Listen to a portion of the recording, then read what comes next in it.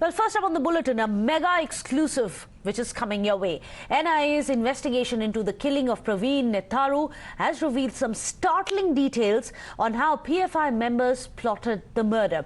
Times now has accessed NIA's charge sheet, which was filed last Friday in a special court in Bengaluru, which names 20 people as accused in the case. In fact, the charge sheet reveals that PFI had used mosques and madrasas as safe houses to store weapons and to plan and plot attacks on RSS members. In fact, a handwritten note which has been recovered from the house of one of the accused lists the weapons such as hammer, knives, blade, belt, which were to be stored and used to carry out attacks on RSS workers.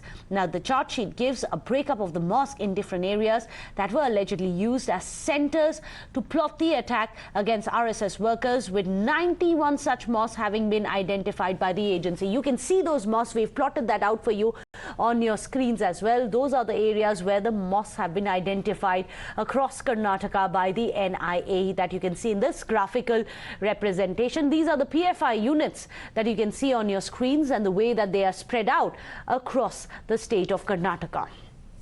Now, as per the confessional statements of the accused, NIA charge sheet has said that cadres were instructed to gather details on RSS workers and to meet every 4 months to discuss the agenda, and the details were gathered following this. In fact, in another sensational disclosure that proves that Praveen Nettaru's murder was indeed plotted, NIA charge sheet also mentions an area sketch which was prepared before the BJP workers' killing.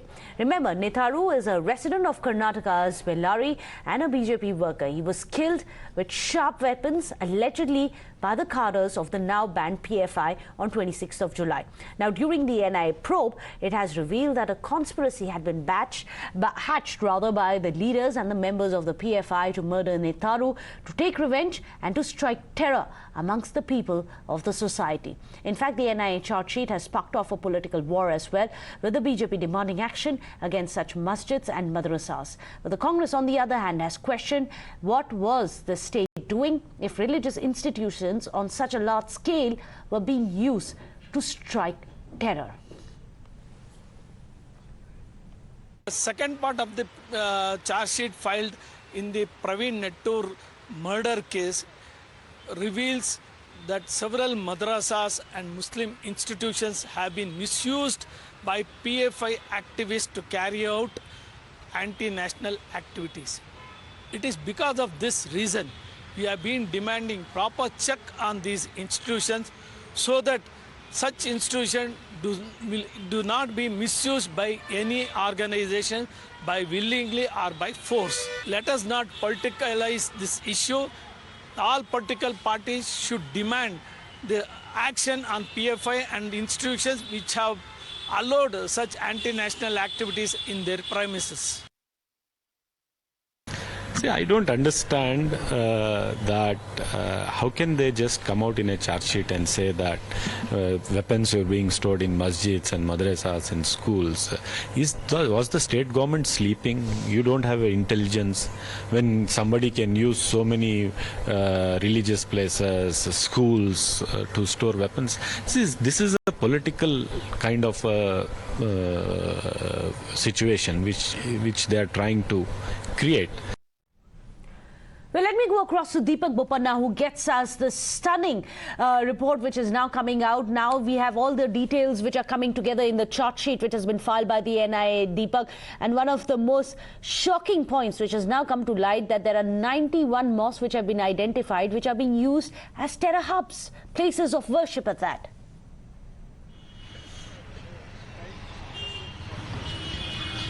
Well, Meghna, it was just a couple of days ago that Times Now brought about part one of this expose of the NIA charge sheet, which revealed that in the charge sheet it's mentioned that the PFI had an intention that by 2047 they wanted to bring Islamic rule, in India. For this, they had, a service team that was, forged. This service team included members who were fit and healthy and who the PFI leaders thought could, deliver what was asked of them. And this service team are the people who actually went ahead and killed Praveen Nettaru and had many other leaders in mind. Now, the details that we are putting out today are even more startling. This too, of course, is a part of the NIA charge sheet that has, of course, now been filed, which says that, the PFI members were asked not just to identify RSS leaders who they considered as enemies or who they, of course, wanted to kill, is what is mentioned in the charge sheet, but they also here say that the PFI members were told to hide weapons, various kinds of weapons in masjids, in madrasas, in schools and other establishments as well. Now, we should also here note that after Praveen Nettaru was killed, CCTV footage, of course, has been recovered from the Jamia Masjid area near the location where the crime took place. That, of course, has been sent for forensic analysis, which also shows some of the accused gathered in this particular mosque. Now, the question here is, were religious places being used by the PFI, to act as a camouflage for their illegal activities? And if it was, the real question is, how does the state government really look at it? Because the NIA, of course, now will be putting forth these details in court as well. So it's some startling details, definitely. Now, of course, with the charge sheet that's already in court, with this sort of information available with the intelligence officers and the state police, we'll really have to see how they really react to this piece of information that the NIA has. So there was a concerted push for Hinduphobia, but what is very disturbing in the charge sheet that Deepak has managed to access for us of the NIA, it suggests that even holy places like mosques, madrasas, they were being used as terror hideouts to propagate this hate and terror. Thank you so much, Deepak, for getting us this Mega Times Now exclusive. Let me go across to our panelists. Lakshmi Ashwin Gowda is joining us, spokesperson of the BJP, Mithun Vijay Kumar, Majid Haidari, as well as Amrit Shinoy, political analysts, are here on the show as well. Mr. Gowda, I'm going to come to you first. Are you surprised at all? Surprised that at this extent, to this extent, you have at least 91 such mosques which have been identified, which could have been used in your state as a terror hideout to camouflage the hate and the terrorism which is being dispersed across the Hindus? I'm not surprised at all. It was quite expected. The Praveen Nettaru murder that has been carried out, gruesome murder, and the persons who have linked with PFI have murdered him a couple of months ago. The abandoned institutions have thrived well during the Congress era.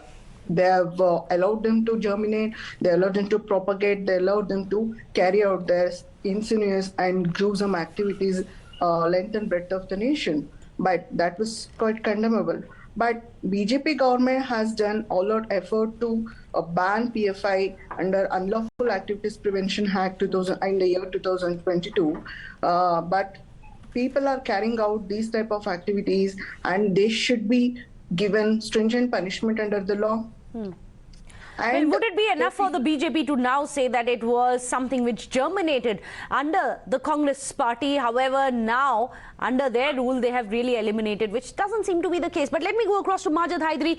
Majid Haidari, this shouldn't come as a surprise for you. After all, you've come in from a state where in 1990s we've seen holy places giving out calls for beheadings, for targeted killings of Hindus. This happened in Kashmir, in the valley, and it's happening again, it seemed.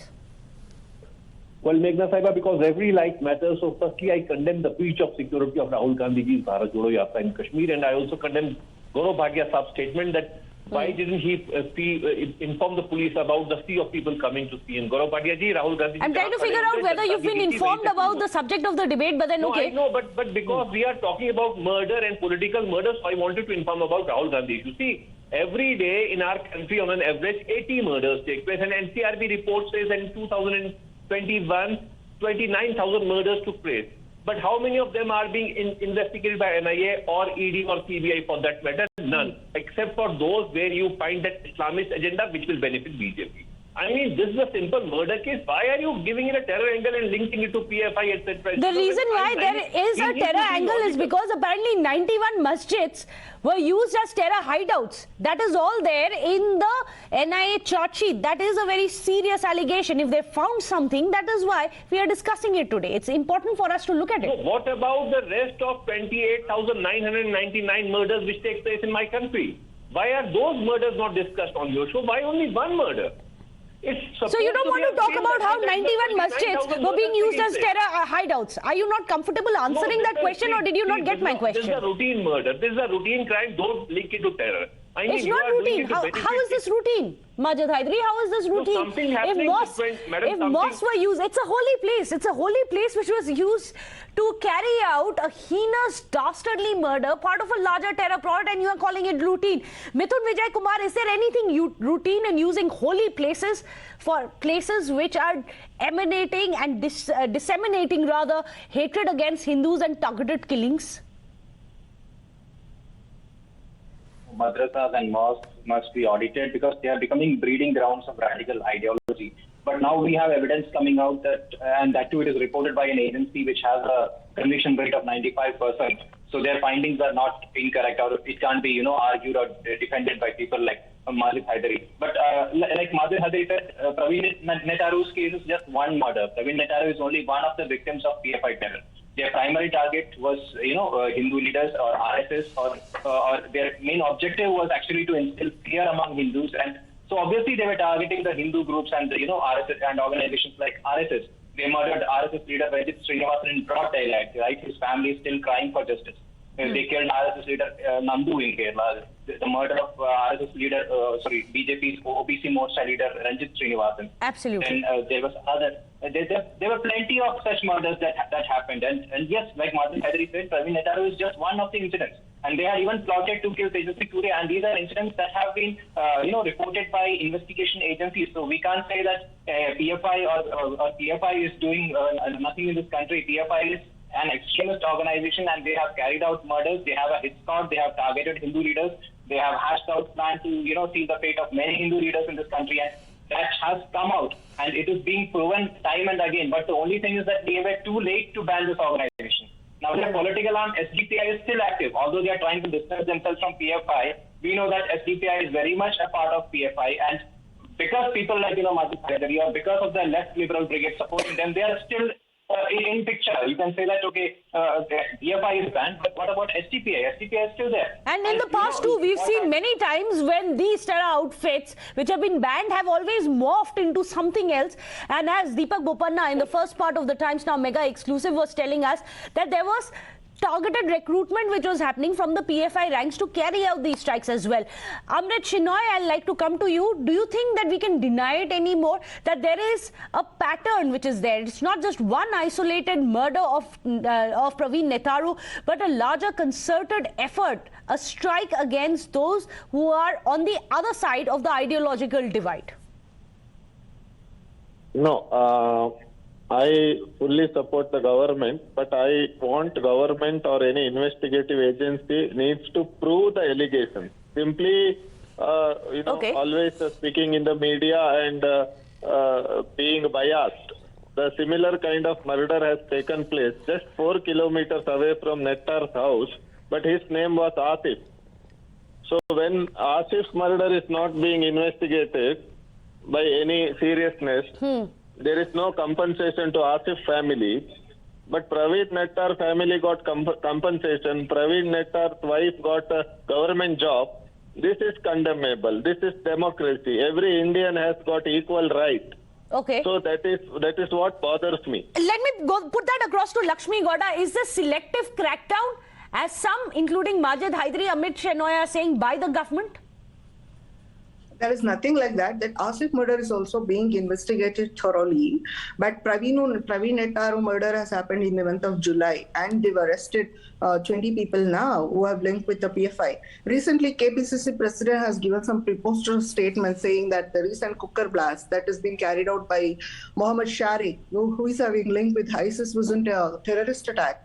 He expected that act to be called as a terrorist attack. It should be as ghastly as 26/11 Mumbai terror attacks. That is so preposterous. That is the mindset of the people in the Karnataka and the whole country of Congress. So the BJP, however, says that this is not selective, but what has been very, very clear now, that there is a pattern, a very clear pattern of Hinduphobia based on which this terror is now being unleashed. Hopefully, the government can have better intelligence to ensure that these instances do not get repeated. Thank you so much, all our panelists, for joining us here on the show. Without a short break, don't go anywhere. We're returning in 2 minutes.